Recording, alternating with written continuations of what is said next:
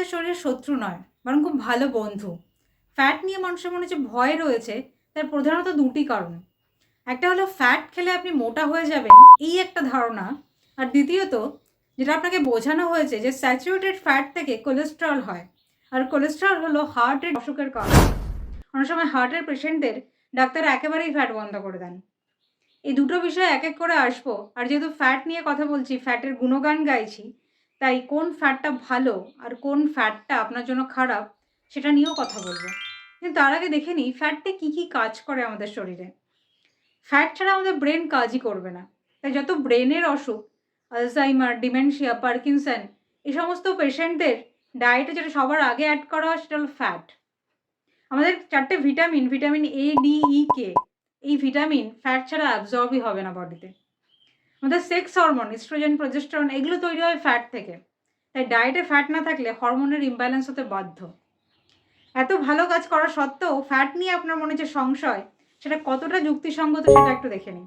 আপনার মোটা হওয়ার জন্য যে দায়ী সে ফ্যাট নয়, কার্বোহাইড্রেট। আমরা যে কার্বোহাইড্রেট খাই সেটা আমাদের শরীরে প্রথমে গ্লুকোজে কনভার্ট হয়, আর সেই গ্লুকোজ রক্তে অ্যাবজর্ব হয়। এই ব্লাড গ্লুকোজই আমাদেরকে কনস্ট্যান্ট এনার্জি সাপ্লাই করে। রক্তে গ্লুকোজের মাত্রা যখন বেড়ে যায় তখন তাকে আমরা ডায়াবেটিস বলি। আর এই গ্লুকোজের মাত্রায় যখন কমে যায় তখন কিন্তু আমরা কাজ করার শক্তি পাই না। তাই শরীর সবসময় চাই রক্তে গ্লুকোজের মাত্রাকে মেনটেন রাখতে। তাই অতিরিক্ত গ্লুকোজ তৈরি হলে তার খানিকটা কিন্তু গ্লাইকোজেন হিসাবে জমিয়ে রাখে আমাদের লিভারে আর মাসেলে। এতে রক্তে গ্লুকোজের মাত্রাও যেরকম বজায় থাকে, সেরকম কোনো কারণে যদি রক্তে গ্লুকোজের মাত্রা নেমে যায়, ধরুন আজকে আমি সারাদিনই যদি এভাবে কথা বলে যাই কোনো খাবার না খেয়ে, সেক্ষেত্রে একটা সময় পর আমার ব্লাড গ্লুকোজ কিন্তু নর্মালের থেকে নিচে নেমে যাবে। তাই তখন আমাকে এনার্জি সাপ্লাই করার জন্য যে গ্লাইকোজেন জমা ছিল, সেই গ্লাইকোজেন থেকে আবার গ্লুকোজ তৈরি হবে আর রক্তে চলে আসবে। এই জন্য আমরা উপোস করেও স্বাভাবিক কাজকর্ম করতে পারি। এবার কতটা গ্লাইকোজেন আমাদের শরীরে জমা থাকবে তারও একটা লিমিট আছে। এর থেকেও বেশি গ্লুকোজ তৈরি হলে তখন অবশিষ্ট গ্লুকোজ কিন্তু ফ্যাটে কনভার্ট হবে, আর সেই ফ্যাটই আপনার শরীরের নানান জায়গায় গিয়ে জমা হবে। পেটের কাছে জমা হলে সেটা আমরা বাইরে থেকে দেখতে পাই, আপনাকে মোটা দেখায়। আবার এই ফ্যাটই যখন লিভারে গিয়ে জমা হয় তখন হয় ফ্যাটি লিভার। এবার ভেবে দেখুন আপনার খাবারে যদি ফ্যাট কম থাকে তাহলে কি বেশি থাকবে? কার্বোহাইড্রেট।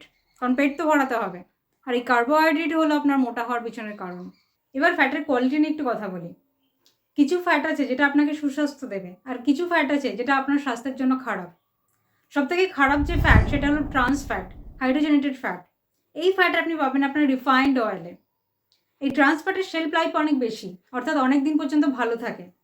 তাছাড়া এটা সস্তা, তাই যে কোনো প্যাকেট জাতীয় জিনিস আপনি খাচ্ছেন, আপনার চিপস বলুন, বিস্কিট বলুন, এতে কিন্তু ট্রান্স ফ্যাট ইউজ করা হয়। এছাড়া আপনি যখন আপনার রান্নার তেলকে দ্বিতীয়বার গরম করছেন তখনও কিন্তু তাদের ট্রান্স ফ্যাট তৈরি হয়। আজকাল এই অভ্যেসটা খুব দেখা যায় যে অতিরিক্ত খাবার ফ্রিজে স্টোর করে রাখা আর পরের দিন তাকে দ্বিতীয়বার গরম করে খাওয়া, এতেও কিন্তু ট্রান্স ফ্যাট তৈরি হয়।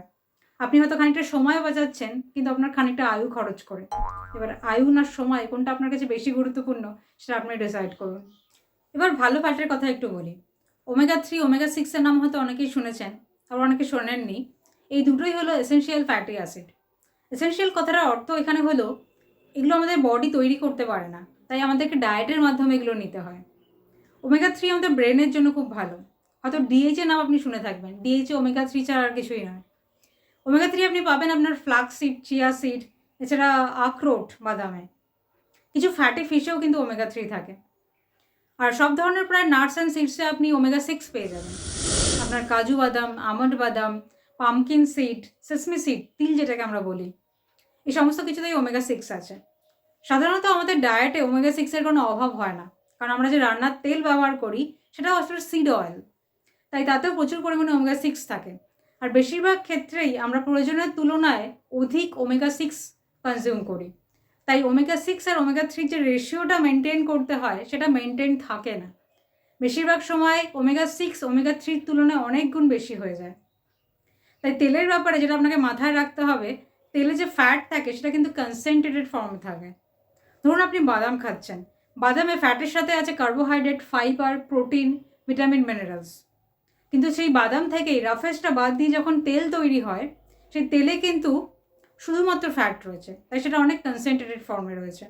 তাই তাকে সবসময় অল্প ব্যবহার করতে হয়। এর একটা উপায় হলো রান্নায় তেলের পরিমাণ কম করে আপনি গ্রেভি তৈরি করার জন্য কোনো না কোনো বাদামের পেস্ট ব্যবহার করতে পারেন, বা তিলের পেস্ট যাকে তাহিনি বলা হয় সেগুলো ব্যবহার করতে পারেন।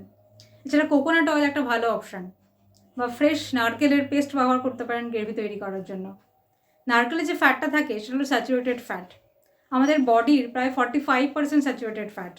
স্যাচুরেটেড ফ্যাটের আর একটা বড় উৎস হলো অ্যানিম্যাল ফ্যাট, ডেয়ারি, দুধ, ঘি, বাটার। স্যাচুরেটেড ফ্যাট নিয়ে একটা ধারণা মানুষের মনে রয়েছে যে স্যাচুরেটেড ফ্যাট থেকে কোলেস্ট্রল হয়, আর কোলেস্ট্রল হলো হার্ট ডিজিজের কারণ। সবার আগে যেটা বলে রাখি যে কোলেস্ট্রল আপনার হার্টের অসুখের কারণ নয়। আমার কথা বিশ্বাস করতে হবে না, আপনি স্ক্রিনে যে বইগুলো দেখছেন, the great cholesterol myth, the great cholesterol কন, দ্য গ্রেট কোলেস্ট্রল ডিসেপশন, এই বইগুলো বিখ্যাত হার্ট সার্জন, পিএইচডি ডাক্তারদের লেখা।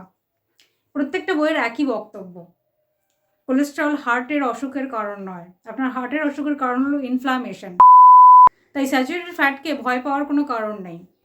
এবার স্যাচুরেটেড ফ্যাটের মধ্যে যদি আমি অ্যানিম্যাল ফ্যাটের কথা বলি, রেড মিট, আপনার মাটন, বিফ, এগুলো হলো হাইলি ইনফ্ল্যামেটারি। আর ইনফ্ল্যামেশন শুধুমাত্র হার্টের অসুখ নয়, আরও অনেক রোগের কারণ।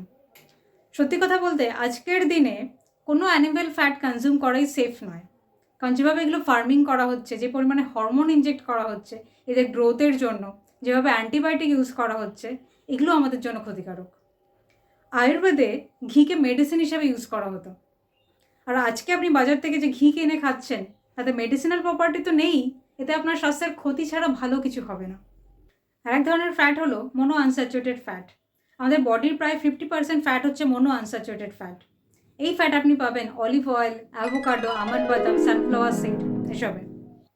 আজকের সিচুয়েশনের কথা মাথায় রেখে আপনার উচিত অন্তত 80% ফ্যাট প্লান্ট সোর্স থেকে নেওয়া, আর বাকি 20%-এর জন্য আপনি অ্যানিম্যাল সোর্সের ওপর নির্ভর করতেই পারেন।